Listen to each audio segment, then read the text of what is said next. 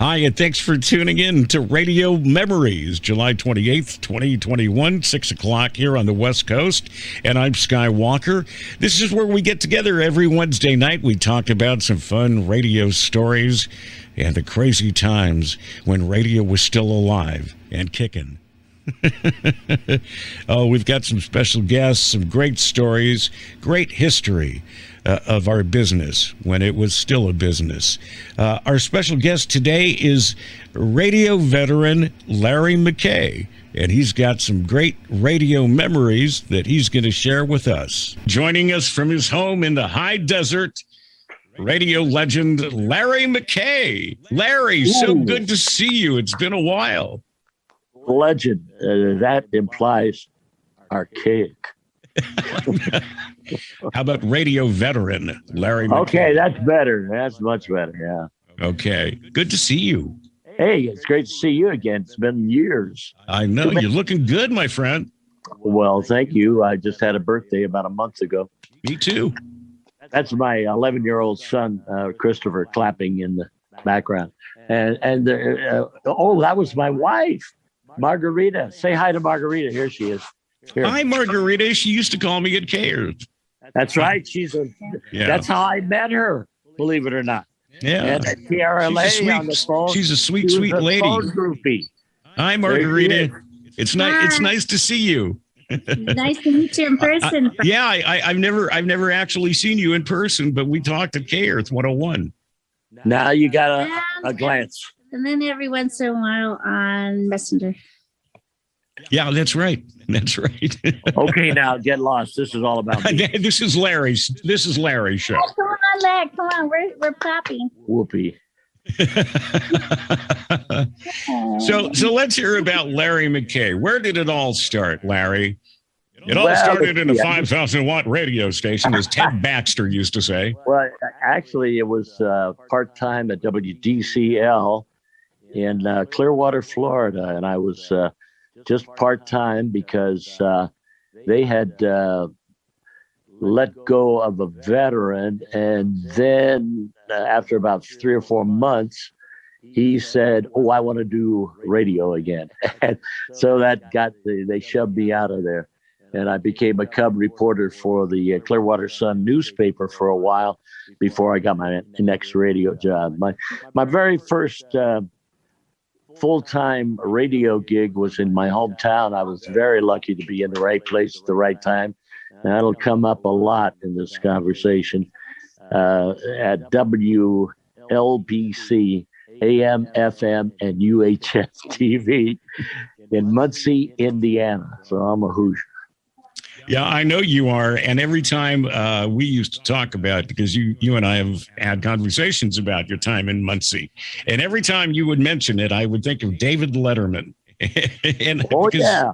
Well, I helped hire David in, let me give him dates. 1969, when he was a graduate student at Ball State University in Muncie. Right.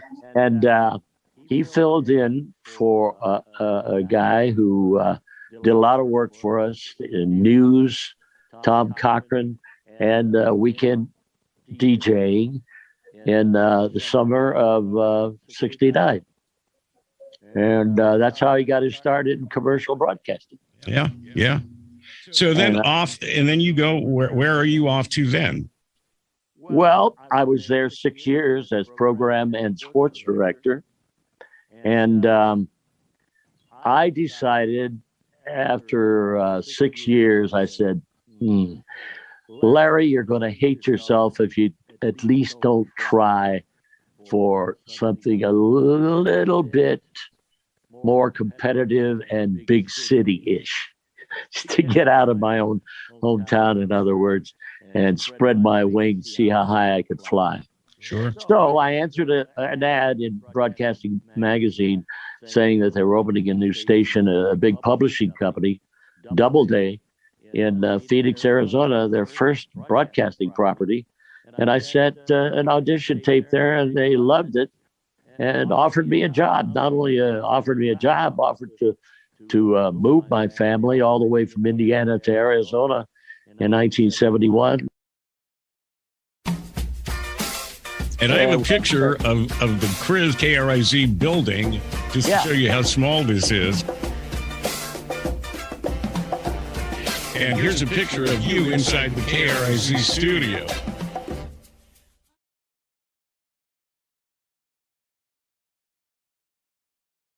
I remember the kids used to come, the ragamuffin kids from the Mexican families used to come to our front yard there at Kriz and say, "Hey man, you got any extra records?" Well, yeah, it wasn't in the best of neighborhoods. That came back to haunt me when you and I worked at KRLA. Was it you that they made eat menudo? Yeah. and it came right out. Exactly.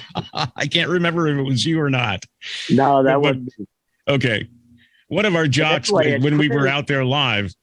I had my first encounter with Tom Kelly, and his radio name, a lot of people know, Shotgun Tom Kelly. All right. And I tell a little story about him. He followed me on the air at Kriz. And by the way, he was just kind of a gypsy type radio guy, disc jockey all around the country. And I had to co-sign for him so he could get his telephone installed by Southern Pacific Bell there in Phoenix, Arizona. But anyway, he followed me on the air. I was middays. He was drive time. And Tom wears this Ranger hat that looks like Smokey the Bear. Yeah, Smokey the Bear type hat. Right. It's brown and has a band on it and everything. And he was following me on the air, and I was kind of smoozing with him as the newsman was doing the top of the hour news. And our general manager, Gerry Stevens, who was a good guy at WMCA in New York, he got this first job as general manager of Kriz from Doubleday. And he came into the room and grabbed Shotgun's hat. And Shotgun went, "Oh, no, I don't let anybody touch my hat." And a couple of us jocks were still in there, and we started laughing to ourselves because we knew why Shotgun Tom didn't want the boss to touch his Ranger hat. He had his stash of marijuana cigarettes in his stand, which we brought up to him later on. But, oh, man, he got all red-faced. His hat was sacred. Nobody touches his Smokey the Bear hat, least of all puts it on his head. That's where he had his stash. Exactly. He stashed his reefers and joints in there. Yeah. I'll tell you a little bit about my road to what I consider, I think I did pretty well by being at the right place at the right time. I went from WERK to KRIZ in Phoenix, and from Phoenix to Y100. And I want to talk to you about that. So you go to Y100, and this is at the time when FM top 40s are a rarity. So you go, now we're trying it here in LA at the time, but it's failing miserably. But it works in Miami. And you go to Y100, and it's a big success. And you do mornings there. Cecil Heftel, the owner, who owned a big, powerful station with Aku, the head papuli in Honolulu, Hawaii, had plenty of money. He invested millions of dollars in his considerable fortune to give away $50,000. So heavy promotion. Yeah, if a listener answered the telephone, I listened to the new sound of Y100. They immediately were awarded $50,000, $10,000 a year for 5 years. Wow! And I was the first one that got tapped for that $50,000. By the way, in 1973, that's a big promotion. Yeah, so they sunk a lot of money, and it worked. They put together the proper staff. Buzz Bennett, a programming genius, was the starter of that sound. And then John Rook, who was a nationally known program genius, came in after Buzz was let go for various reasons. I won't get into personal details, but probably a good idea not to. Anyway, I was there as a midday guy, actually hired for middays, And the first day on the air, Roby Young was so bad. He was so nervous. His voice was quavering, that there was so much pressure on him, I guess, to deliver that I have that initial air check, and he sounded like a rookie just beginning in radio. And he was like a legend already in Miami.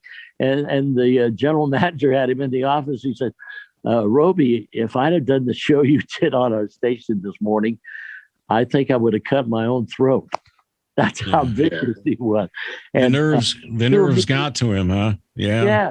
And the bosses there threw me in from middays as a, just a afterthought and a interim type person. They were going to hire some big name, but I delivered the numbers immediately. Me and the newsman, John M., clicked immediately. We had a rapport, and the rating just soared.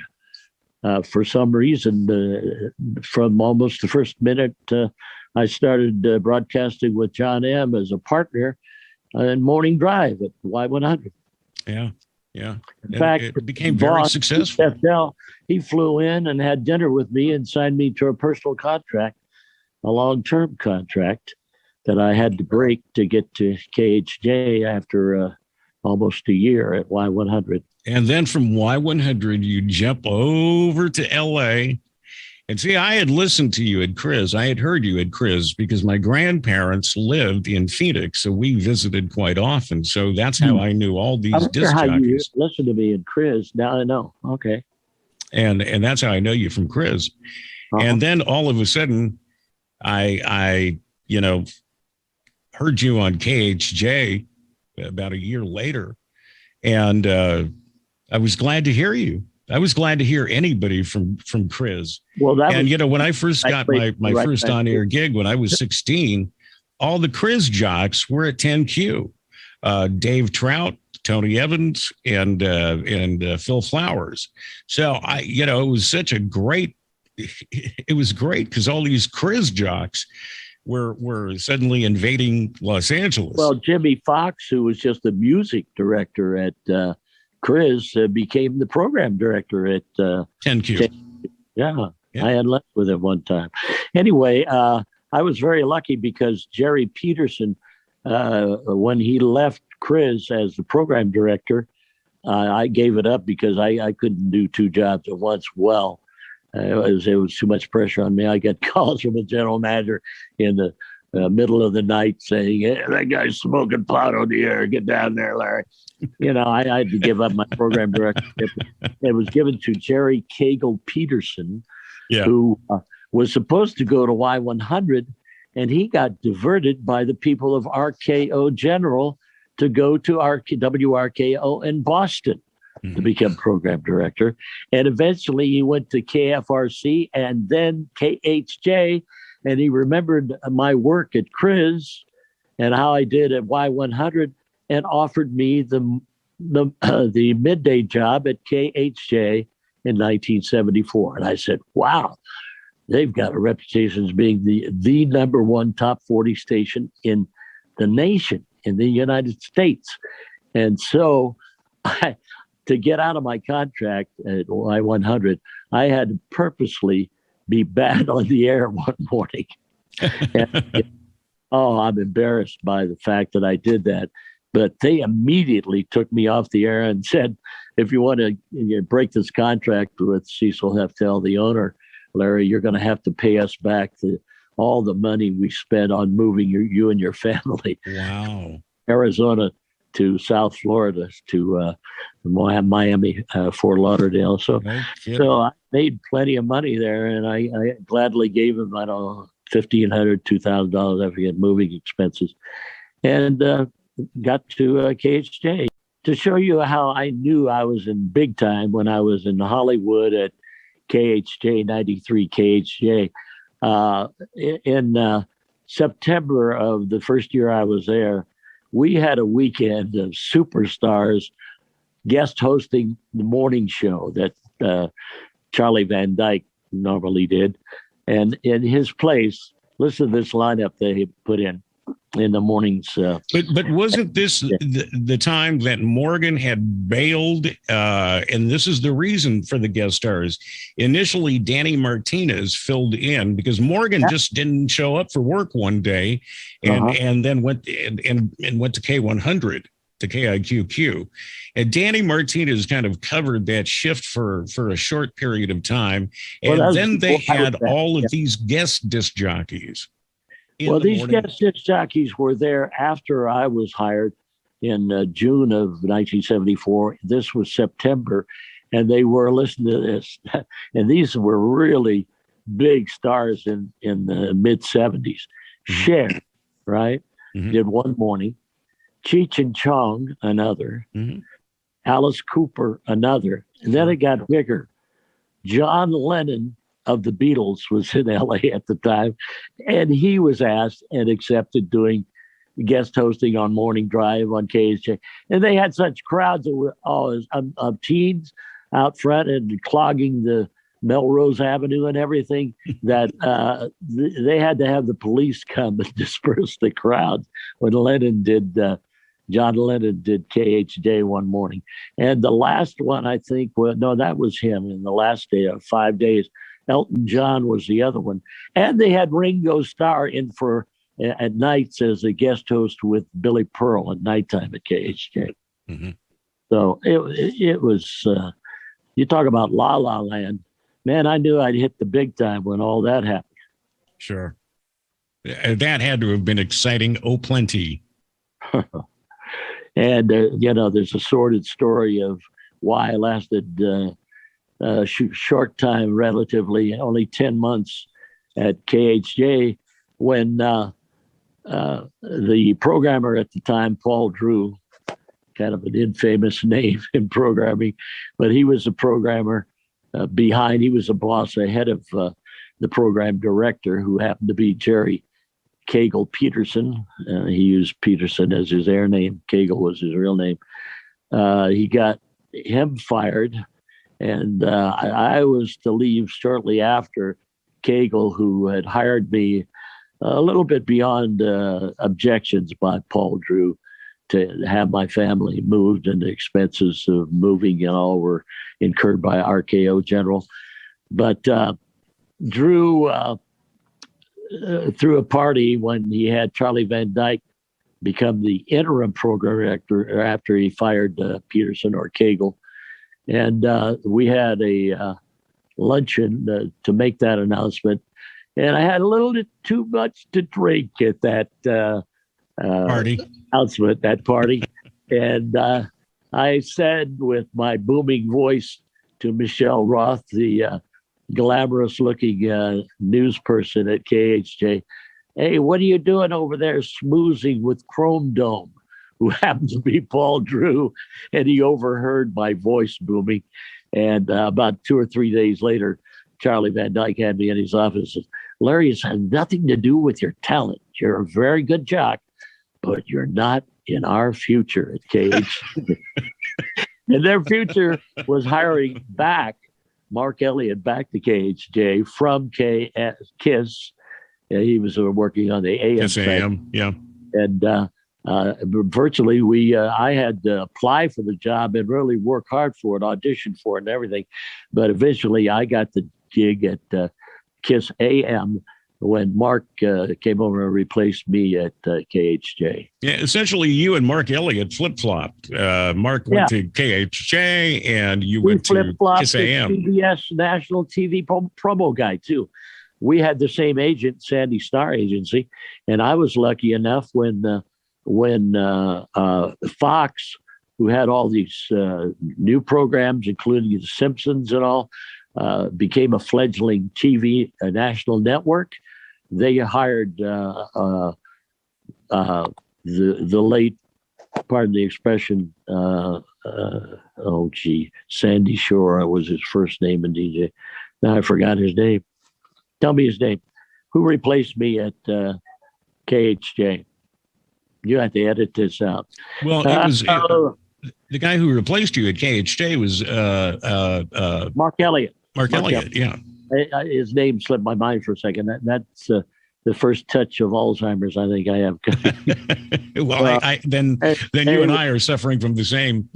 Fox hired him away from CBS as a comedy night voiceover announcer nationally on CBS, and he went there, and it didn't go over very well, and he asked to be rehired by CBS, and that's when I was let go after 10 months again. That 10 months is a special time period in my career.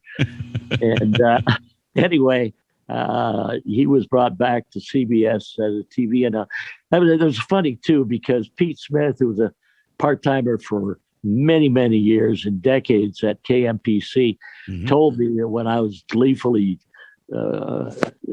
spouting out the fact that I was hired on as a national TV promo guy at CBS, he said, "Larry, getting the job is only part of the task. Keeping it is the hard part." Right. I found that out the hard way. Yeah. You have a very interesting book. It's called Lair on the Air. Yeah.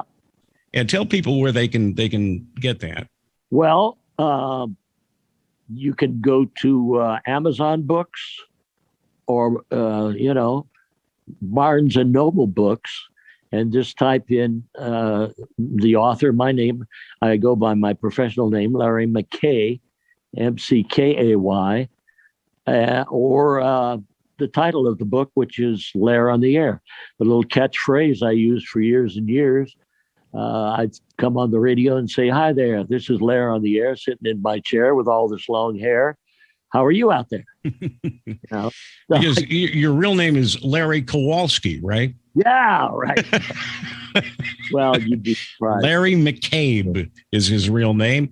You can go to his website, because he has a really great website with some great air checks when he was on the air all over the country.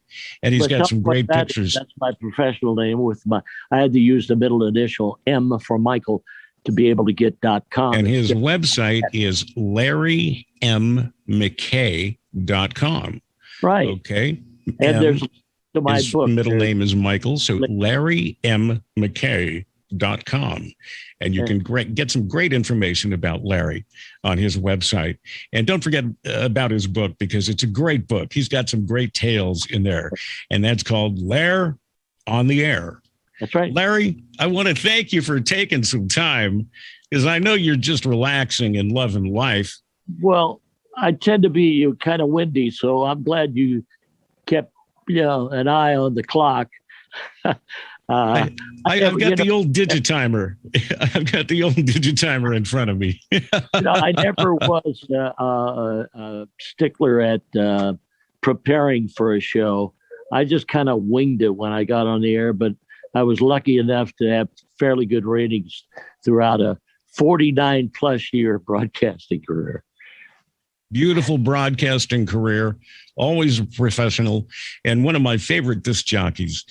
Wow. Los Angeles veteran, Larry McKay, and of course, radio broadcasting veteran, Larry McKay, who's been heard all over the country. And it's great talking to you, and I invite you to join us back again, because I know you have lots of stories, and I'd like you to come back to the show if you would. Yeah, I'm going to watch that Sky. What is your podcast called? It's called Radio Memories with Sky Walker. Sky Walker. Got it. My old buddy Larry McKay. Great to hear from him. Can't wait to get him back on the show, because he's got some more great stories, and he loves to share. Hey, another great guest coming up next Wednesday, so please join us here on Radio Memories. Have a great weekend coming up. Enjoy yourself, and we hope to see you next time here on Radio Memories.